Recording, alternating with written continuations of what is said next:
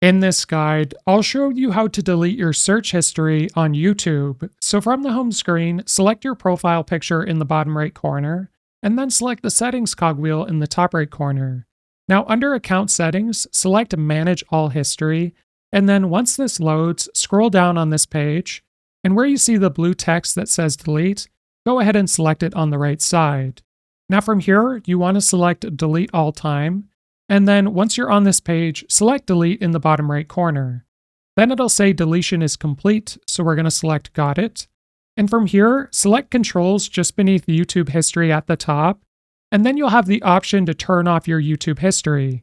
So this will include YouTube videos you watch, search, and more, so you can turn specific ones off, or you can simply select turn off, which will turn all of them off. So we're going to select pause in the bottom right corner, and now it'll no longer keep track of your searches or the videos that you watch. This guide was helpful, like and subscribe, and we'll see you in the next one.